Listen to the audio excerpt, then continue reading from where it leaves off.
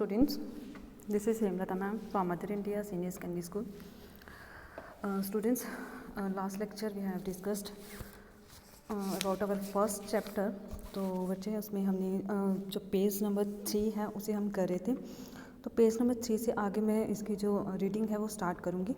तो page number 3 में मैंने आपको बताया था कि इसमें जो हमारे राइटर हैं चार्ली, तो वो कहते हैं उन्हें ये कन्फ्यूज़न होती है कि एक्चुअली ये जो स्टेशन है वहाँ पे ग्रैंड सेंट्रल स्टेशन जो है उसके 3 लेवल हैं, लेकिन रियलिटी में वहाँ पे 2 लेवल्स होते हैं.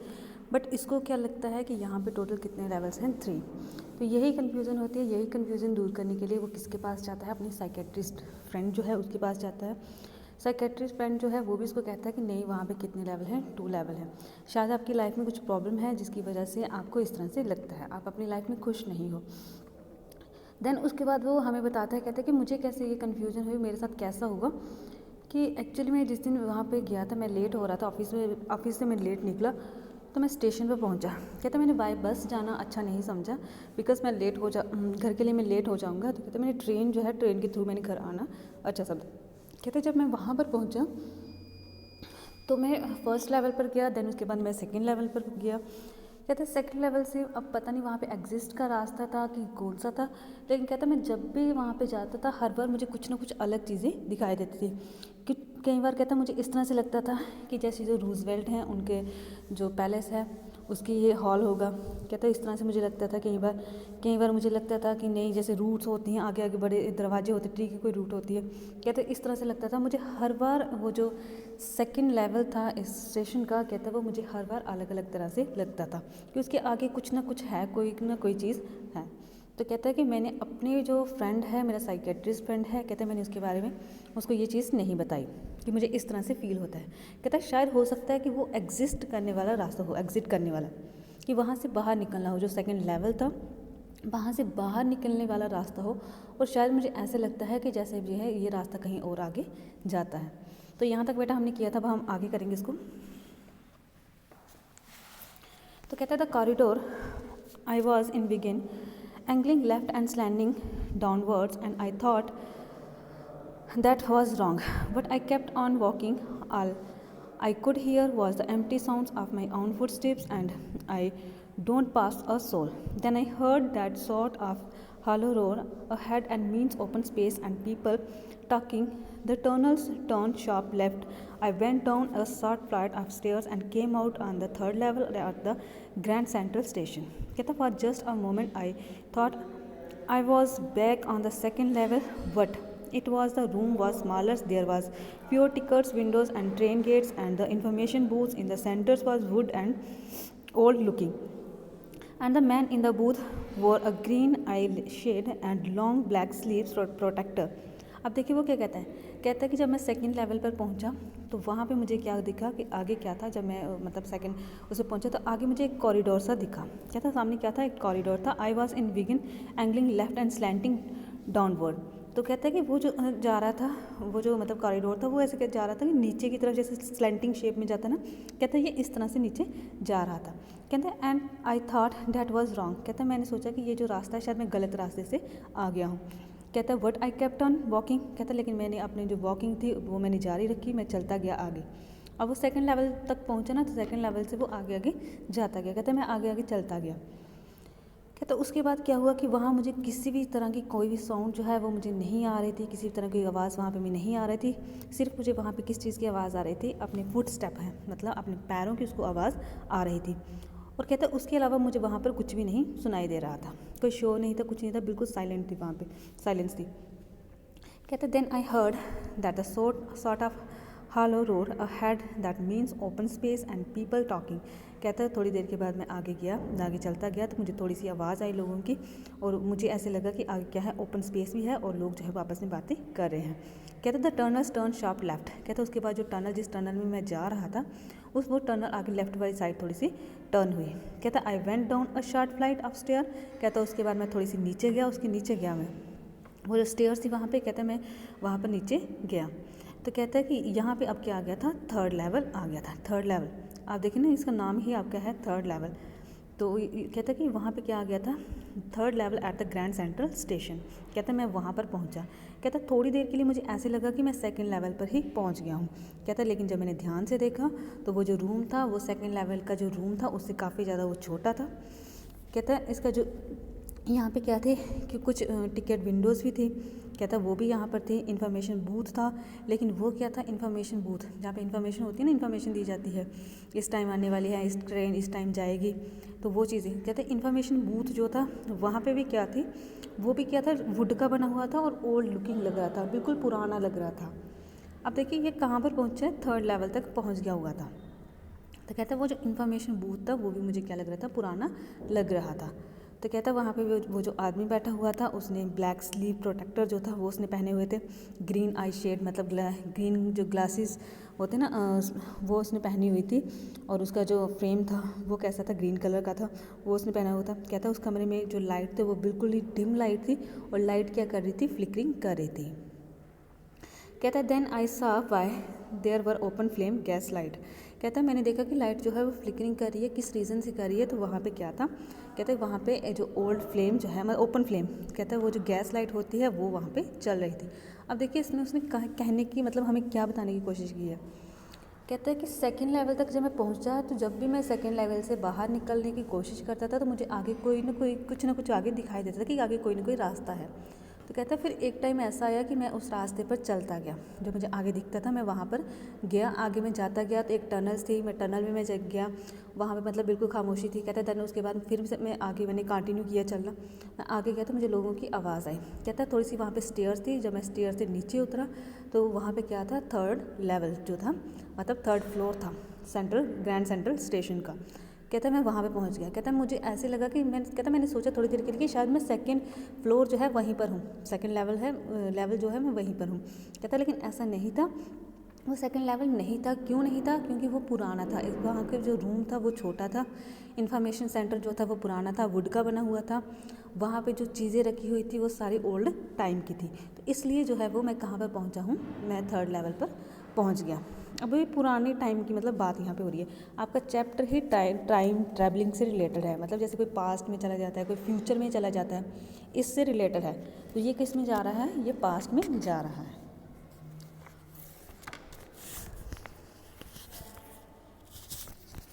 कहते हैं there were brass spittoons on the floor and across the stations a glint of light catch my eyes. A man was pulling a gold watch from his waist pocket. He snapped opened the covers, glanced at the watch and frowned. He wore a derby hat and black four-button suits and tinny lapels. He had a big black handlebar mustache. Then I looked around and saw that everyone in the stations was dressed like the 1819 something. I never saw so many weird sideburns and fancy mustache in my life. A woman walked in through the train gates. She wore a dress with the leg of the mutton sleeves and skirt to the top of her high buttoned shoes. Back of her out on the tracks. I catch a glimpse of the locomotive, a very small couriers and leaves locomotives with a funnel-shaped stacks, and then I knew to make sure I was over to the newsboys and glanced at the stack of the papers at his feet. It was the World, and the World has not been published for years. The lead story said something about the President Cleveland. I have found that the font page signs in the public library files, and it was printed June 11, 1894. अब देखिए ये बात कब की है जी, कौन से मतलब टाइम पर पहुंच गया है। जो हमारा राइटर हमें स्टोरी सुना रहा है ये है किसका है, 20th सेंचुरी का ही है, 21 सेंचुरी का से रिलेटेड ही है। लेकिन ये कहाँ पर पहुंच गया, ये पहुंच गया हुआ है 18th सेंचुरी, ठीक है, 18th सेंचुरी में ये पहुंच गया है टाइम ट्रैवलिंग के रिलेटेड। तो कहता है कि जब मैं वहाँ पर पहुँचा, जब वो जो थर्ड लेवल था मैं वहाँ पे पहुँचा तो वहाँ पे क्या पड़ा हुआ था, पुराने ज़माने की कुछ चीज़ें वहाँ पे पड़ी हुई थी। कहता है वहाँ पे ब्रास का स्पिटून जिसमें मतलब थूकते हैं, कहता है वो फ्लोर के ऊपर पड़ा हुआ था। आजकल के ज़माने में ये चीज़ें नहीं होती, मतलब ब्रास का नहीं होता, लेकिन उस टाइम ये पुराने ज़माने की वहाँ पर स्पिटून भी पड़ा हुआ था। कहते हैं उसके बाद वहाँ पे जो लाइट थी वो क्या थी, मेरी आंखों में पड़ रही थी। कहते हैं एक इंसान मैंने देखा वहाँ पे, वो क्या कर रहा था, अपनी पॉकेट में से उसने वॉच निकाली। वॉच कौन सी होती है, जो पुराने ज़माने में वॉच होती है ना, इसको ऐसे मतलब एक वो लगी होती है, स्ट्रिंग सी लगी होती है। कहते वो वाली उसने वॉच जो थी वो उसने मतलब अपनी पॉकेट से निकाली। ड्रेस जो था उसका उसने क्या डाला हुआ था, बिल्कुल पुराने ज़माने की जो ड्रेस होती है वो वाली ड्रेस उसने पहनी हुई थी। फिर उसके बाद उसकी जो मुस्टैक थी वो थी हैंडलवार, मतलब जो ऐसे राउंड सी होती हैं, मतलब हैंडल की तरह होती है ना, ऐसे राउंड सी घूमी से होती हैं। कहते हैं उस तरह से ऊपर वाली साइड से घूम के इस तरह से। तो कहते हैं कि उसकी जो मुस्टैक्स थी वो भी पुराने ज़माने की थी, अलग सी डिफरेंट थी। कहते हैं मैंने अपनी लाइफ में ऐसी वाली मुस्टैक और ऐसी वाली मैंने मुस्टैच और ऐसे वाली बियर्ड जो थी वो मैंने कभी नहीं देखी थी अपनी सेंचुरी में। लेकिन ये जो लोग थे इन्होंने क्या किया था, बिल्कुल पुराने ज़माने के लग रहे थे। कहते हैं एक वुमेन जो थी वो ट्रेन के गेट के पास मतलब वहाँ पर उतरी। वो तो उसने जो ड्रेस पहनी हुई थी उसने मटन स्लीव, मतलब उसकी बाजू का जो डिज़ाइन था वो कैसा था, मटन स्लीव, मतलब ऐसे जो ऊपर से ओपन नहीं, मतलब ऐसे थोड़ी होती है ना प्लफी सी, इस टाइप की उसने पहनी हुई थी और आगे से टाइट होती है। कहते इस तरह की उसने जो है वो अपनी ड्रेस पहनी हुई थी, उसकी बाजू इस तरह से स्कर्ट उसने पहनी हुई थी, हाई बटन शूज़ उसने पहने हुए थे। उसके साथ कहता है कि ये सारी चीज़ें जो थी वो मुझे अपनी तरफ अट्रैक्टिव कर रही थी। कहता है थोड़ी देर के बाद मेरा ध्यान जो है एक न्यूज़पेपर की तरफ गया, क्योंकि एक लड़का जो है वो न्यूज़पेपर बेच रहा था। तो कहता है वहाँ पे एक न्यूज़पेपर नीचे गिरी मुझे मिली। तो वो जो न्यूज़पेपर थी वो किस टाइम की न्यूज़पेपर थी, जून 11 1894। तो कहता है ये जो न्यूज़पेपर था ये मुझे कब का मिला, जून 11 1894। इसका मतलब हमारे जो राइटर हैं वो कहाँ पर पहुँच गए, कौन से मतलब ईयर में पहुँच गए, ये पहुँच गए 1894 में पहुँच गए। ठीक है। कहता है आई turned toward the tickets window, knowing that there on the third level at the Great Center I could buy tickets that would take Louisa and me anywhere in the United States we wanted to go in the years 1894. And I wanted 2 tickets at the Galsworth, Illinois.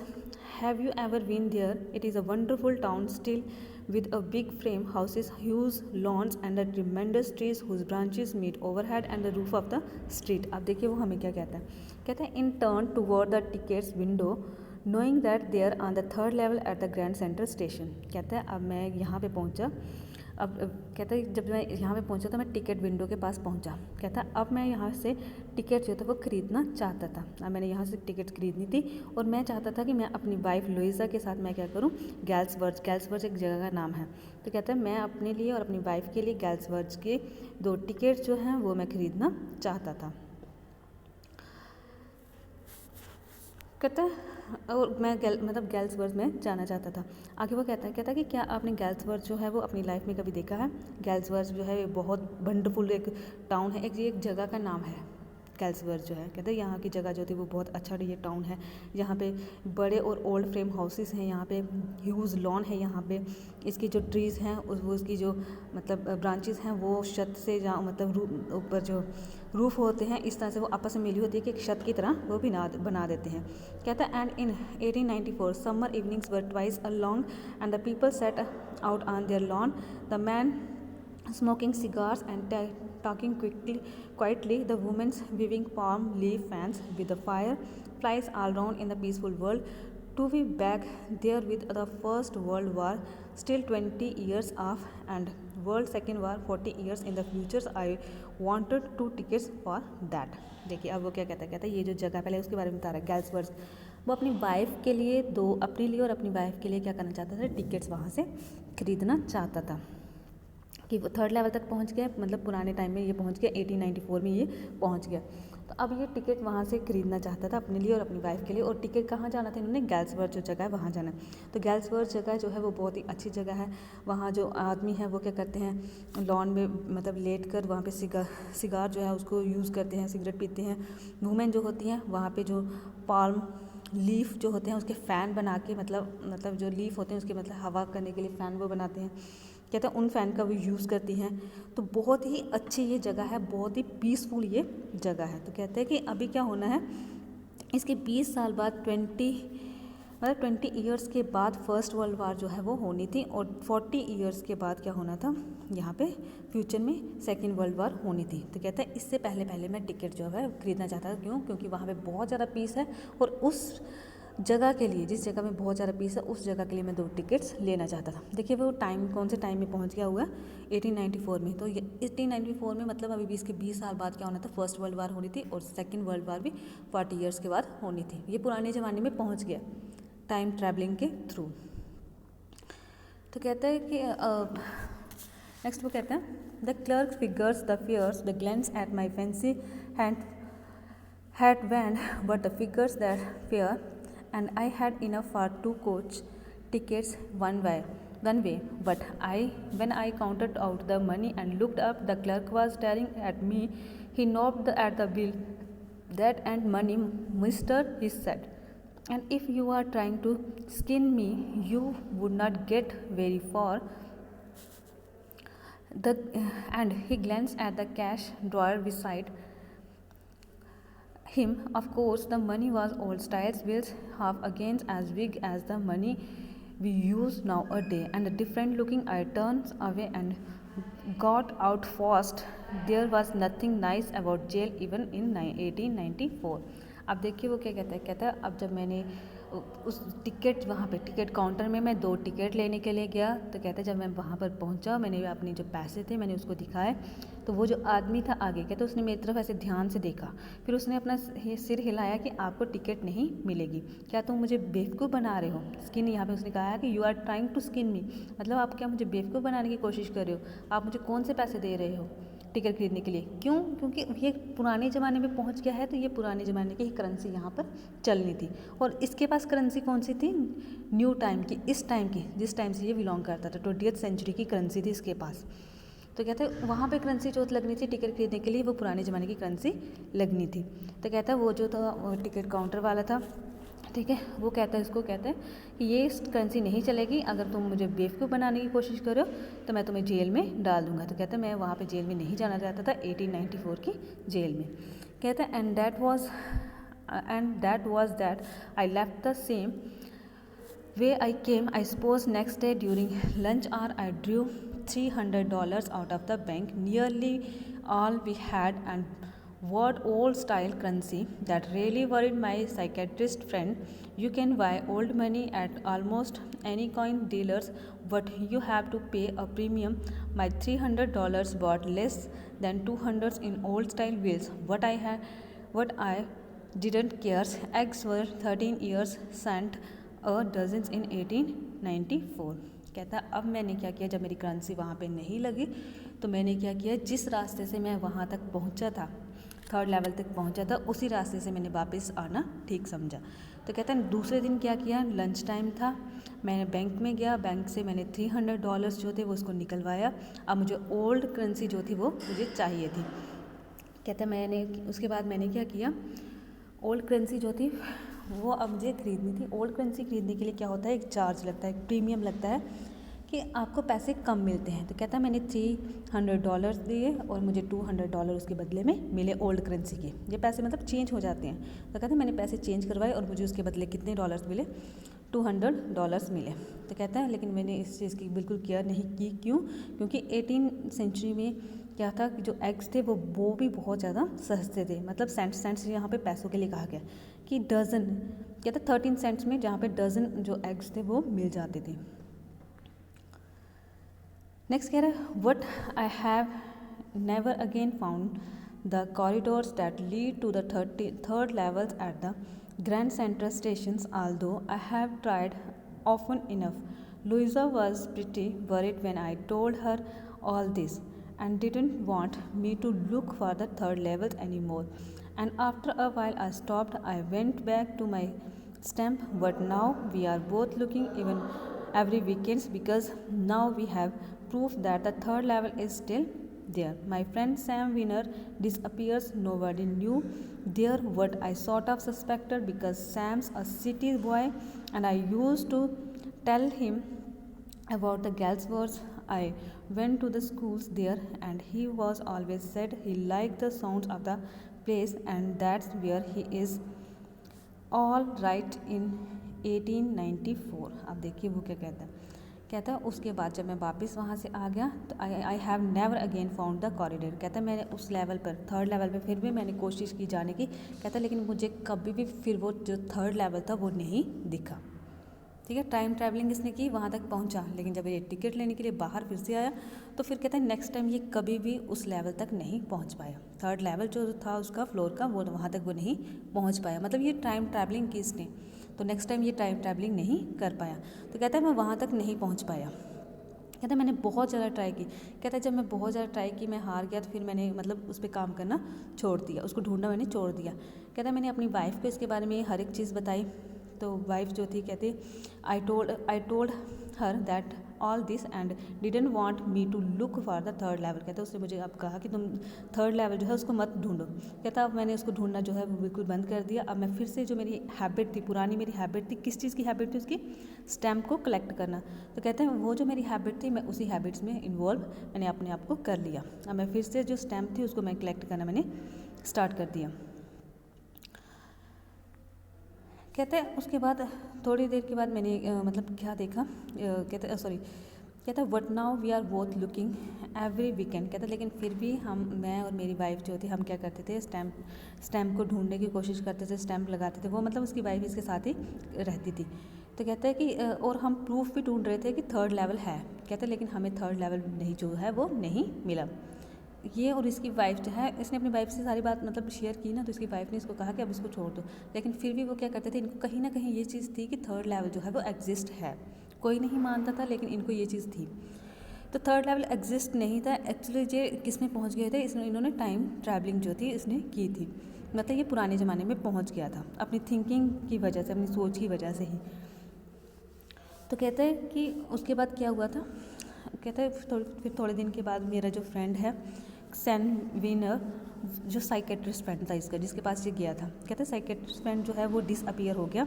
किसी को भी नहीं पता था वो कहाँ पर चला गया। कहता है अक्सर वो मेरे से कहता था, जो सैम है वो अक्सर मुझे कहता था कि मुझे जो गैल्सवर्थ जगह है वो मुझे बहुत ज़्यादा पसंद है। अब ये मतलब राइटर के साथ उस साइकेट्रिस्ट की बात होती रहती थी पहले। तो कहता है वो अक्सर उसको कहता था कि मुझे गैल्सवर्थ जगह जो है वो बहुत ज़्यादा पसंद है। I went to the school there. कहते हैं हम वहाँ पे स्कूल में जाया करते थे। And always said he like the sound of the place. इसको जो उस प्लेस की साउंड थी वो उसको बहुत ज़्यादा पसंद थी। कहते हैं and that's where he is all right in 1894। इसी वजह से वो सब जो सारी चीज़ें थी वो कहाँ पे थी, 1894 की ही बात थी। तो इसका फ्रेंड जो साइकेट्रिस्ट फ्रेंड है इसको नहीं मिल रहा, वो मतलब अब गुम हो गया हुआ, डिसअपियर हो गया, अपने ऑफिस में नहीं होता। कहता है because one night foxings with my stamp collections I found well do know what a first day cover is. When a new stamp is issued, stamp collectors buy some and use them to mail an envelope to themselves on the very first day of the sales, and the postmark prove the date. The envelope is called the first day cover. They are never opened. You just put blank paper in the envelope. अब देखिए वो क्या कह रहा है। कहता है कि because one night फॉक्सिंग my stamp collections I found. कहता है एक दिन हम क्या कर रहे थे, मेरी स्टैम्प कलेक्टिंग की अब आदत हो गई हुई थी कलेक्शन करने। कहते हैं मैं एक दिन क्या किया, मुझे एक ना वो फर्स्ट डे कवर जो था वो मुझे मिला। तो कहता है आप जानते हैं फर्स्ट डे कवर क्या होता है। तो फर्स्ट डे कवर बेटा मैंने आपको पहले भी बताया था। फर्स्ट डे कवर क्या होता है कि जिस दिन स्टैम्प जो है वो इशू होती है तो उस दिन क्या किया जाता है, उसके ऊपर मतलब वो लिखा जाता है, एड्रेस लिखा जाता है। स्टैम्प जो है वो चिपकाई जाती है, एड्रेस उसी का लिखा जाता है जिसने मतलब घर अपने घर में स्टैम्प जिसने खरीदी हो वो अपना एड्रेस लिखकर एक बीच में ब्लैंक पेज डालता है और वो उसको पोस्ट कर देता है अपने ही एड्रेस पर। ठीक है, उसको बोला जाता है फर्स्ट डे कवर। मतलब उसने क्या करना होता है कि जिस दिन स्टैम्प इशू हुई है एक एनवलप लेना है, उसके ऊपर उसने स्टैम्प को लगाना है, फिर उसके बीच में एक ब्लैंक पेज डालना है उस एनवलप के बीच में, उसके ऊपर कुछ नहीं लिखा होता था। फिर उस एनवलप के ऊपर उन्होंने अपना एड्रेस लिखना और अपने ही एड्रेस पर उसको पोस्ट कर देना। मतलब उसके बीच में जो पेज होता था वो क्या होता था, ब्लैंक होता था। कहता लेकिन दैट नाइट, कहता उस दिन जिस दिन जब मुझे वो फर्स्ट डे कवर मिला, among my oldest first day covers I found one that shouldn't have been theirs but there it was there because someone had mailed it to my grandfather's at his home in the Galsworth. That was the address on the envelope said, and it has been there since July 1890. 1894. The postmark showed that, yet I didn't remember it at all. The stamp was 66 cents, dull browns with a picture of President Garfield. Naturally, when the envelope came to the granddad in the mail, I went right into his collections and stayed there till I look it out and opened it. The paper inside was not blank, it read. अब देखिए वो क्या कहते हैं कि जो मुझे जो फर्स्ट एक कवर मिला, कहता है कि इसमें क्या होता है कि मैंने सोचा कि मेरे ग्रैंडफादर जो हैं उन्होंने शायद इसको क्या किया हुआ है, अब क्योंकि उनकी भी यही हैबिट थी स्टैम्प को कलेक्ट करना। कहते हैं मैंने सोचा कि शायद उन्होंने क्या की हुई है, उन्होंने इसको कलेक्ट करके रखा हुआ है।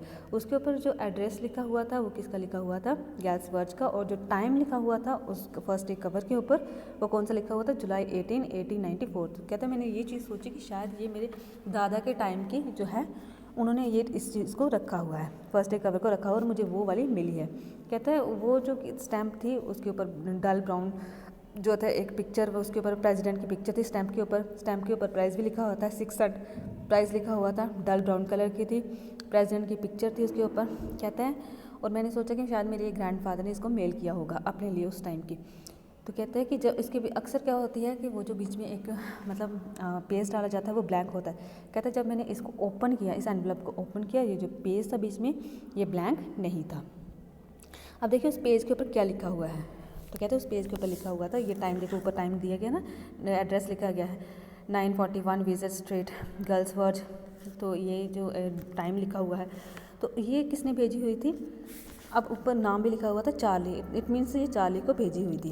तो देखिए बीच में क्या लिखा हुआ, कहता है I got to wishing that you were right, then I got to believing you were right, and Charlie it is true, I found the third levels I have here 2 weeks, and right now down the streets at the Delhi someone is playing a piano and they are all out of the front and porch singing Nelly home, and I am invited over for the lemonade.